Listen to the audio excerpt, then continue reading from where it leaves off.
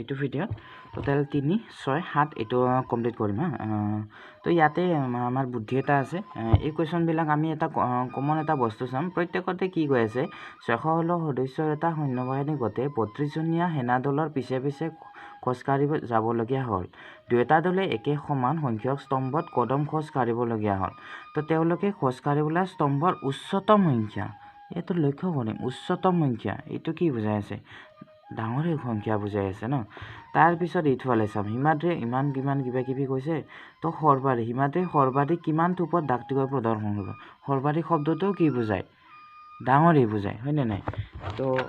তাৰ পিছত ইফালে এইটো কুৱেশ্যনতো দিয়া আছে টোটেল 7 নম্বৰ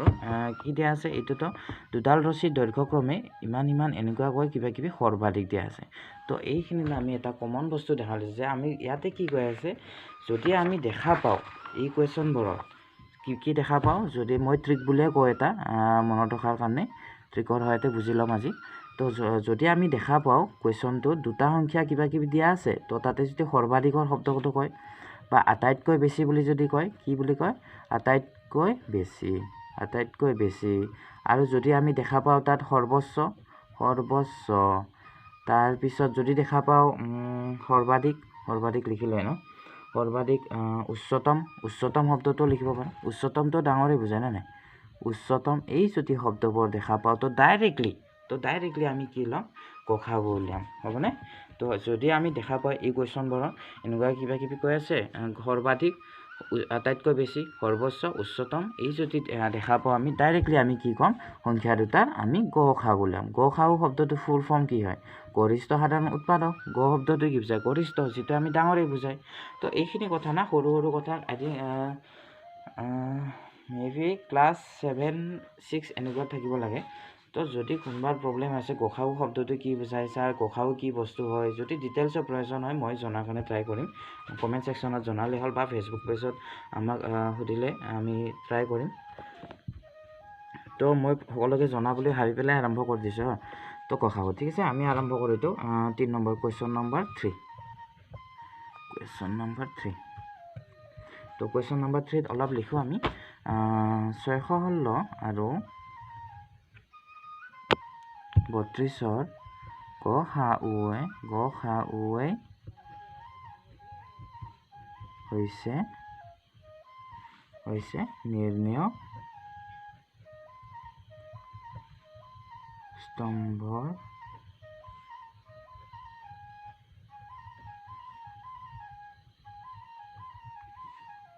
উচ্চতম সংখ্যা হ'ব তো আমি কি কৰিম সংখ্যা দুটাৰ আমি গসাগু উলিয়াম টেনশ্যন ল'বই লগা নাই এই কুৱেশ্যনবোৰৰ আৰু লসাগুৰ ক্ষেত্ৰতো যেতিয়া আমি লসাগু আছে ন এইটো লেচনতে তো আমাৰ তেতিয়া মই শ্বৰ্ট কিছুমান বুদ্ধি কৈ দিম তো এইটো ক্ষেত্ৰত আমি এইটোৱে ব্যৱহাৰ কৰিম যেতিয়া সৰ্বাধিক আটাইতকৈ বেছি সৰ্বোচ্চ উচ্চতম এইবোৰ দেখা পাওঁ তো ডাইৰেক্ট শব্দবোৰ দেখা পাওঁ তো ডাইৰেক্টলি আমি কি কৰিম এই সংখ্যা দুটা গসাগু উলিয়াম তো বেলেগ একো নাই আমি গসাগু উলিয়াব জানোৱেই দেখোন সকলোৱে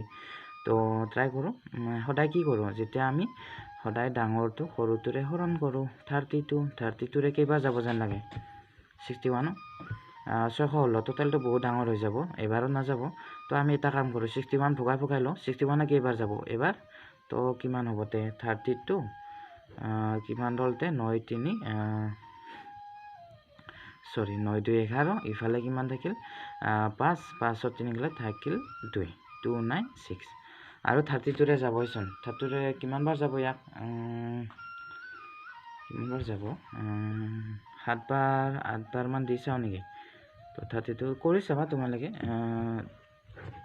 ঠিক আছে মই 8বাৰ দি চাওঁ 8 দুগুণ 16 হাতে গ'লে 8 24 25 256 2529 যাব যেন লাগে আৰু 32ৰ লগত কেইবাৰ দিওঁ 9বাৰ দিওঁ 9 দুগুণ 18 হাতে গ'লে 9 3 গুণ 27 28 288 আচ্ছা এইটোৱে হ'ব তাৰমানে 9বাৰ দিলোঁ তো কিমান হ'লতে 288 তো 16 হ'ল 16ৰ 8 গ'লে থাকিল 8 হ'বনে তাৰপিছত এতিয়া ভাগে শূন্য পাইছোঁ নেকি আমি তো ভাগে শূন্য পোৱা নাই আমি জানো কি যেতিয়ালৈকে আমি ভাগে শূন্য নোপোৱালৈকে আমি কি কৰোঁ আমি হৰণ কৰি গৈয়ে থাকোঁ তো এইবাৰ কি হ'ব ভাজকক আমি লৈ আহিম ইয়াতে হৰণ কৰিম 32 কেইবাৰ যাব এইবাৰ 4বাৰ 8 4 32 তো বাকী ৰ'ল কিমান শূন্য তো এতিয়া কোনটো ভাজকৰ কাৰণে পালোঁ আমি 8ৰ পৰাই পালোঁ নে নাই ভাগে তো এই 8টোৱে হ'ব কি এই সংখ্যা দুটাৰ গসাগু আৰু যেটো আমাক কোৱেশ্চন কৈছে নিৰ্ণয় স্তম্ভৰ উচ্চতম সংখ্যা 8ই হ'ব তথাপি আমি অলপমান এটা লাইন লিখি দিও নেকি লিখা ভাল হ'ব তো ইউক্লিড বিভাজন প্ৰমেয়িকাৰ পৰা কি কৰোঁ আমি সদায় স্টেপ 1ত কি লিখিম ভাজ্য সমান ভাজ্য কোনে আছে স্টেপ 1ত 616 ভাজ্য সমান ভাজক পূৰণ ভাগফল 32 × 19 প্লাছ কি হ'ব ইফালে কিমান বাকি ৰ'ল 8 হ'ব r not equal 0 step 2 তো কিহেৰে যাব এবাৰ 32 ভাজ্য হৈ আছে ভাজ্য সমান ভাজক পূৰণ ভাগফল যোগ ভাগে এইটোৱে ইউক্লিড বিভাজন প্ৰমেয়িকাটো কি আছিল a = b³ + r তো সেইটোৱে আমি যাক আমি সৰুতে পাই আছিলোঁ না ভাজ্য সমান ভাজক পূৰণ ভাগফল তো সেইটোৱে বাছ অলপ ডাঙৰত এনেকুৱা দি দিছে তাকে আৰু টেনশ্যন ল'ব লগা নাই সকলোৰে পৰিচিত হৈ বাছ ইয়াক a = ইউক্লিড বিভাজন প্ৰমেয়িকা বুলি দি দিছে নামটো জনা নাছিলোঁ আমি আগতে তো এতিয়া আমিতো সকলোৱে গম পাইছোঁ ন r = 0 হৈছে না নাই তো আমি ইয়াত লিখিম ইয়াত ভাজক 8 আৰু ভাগে কোন হৈছে 0 হ'ব নে নাই ইয়াত ভাজক 8 আৰু ভাগে 0 তো আমাক কি লিখিম এতেকে গসাউ 616 আৰু 32 কিমান হ'ব 8 তো আমাক কি ওলাব দিছিল সেইটোৱে নিৰ্ণয় স্তম্ভৰ উচ্চতম সংখ্যা তো এইটো লিখিম এতেকে নিৰ্ণয় স্তম্ভৰ উচ্চতম সংখ্যা নিৰ্ণয় স্তম্ভৰ উচ্চতম সংখ্যা কিমান হ'ব 8 হ'ব বাছ এইখিনি এইটোৱে কুৱেশ্যনটো বহুত সহজ হয় এইখিনি আচ্ছা এইখিনি হ'ব না এইটোৱে কিবা বাছ এইটো মনত ৰাখি আমি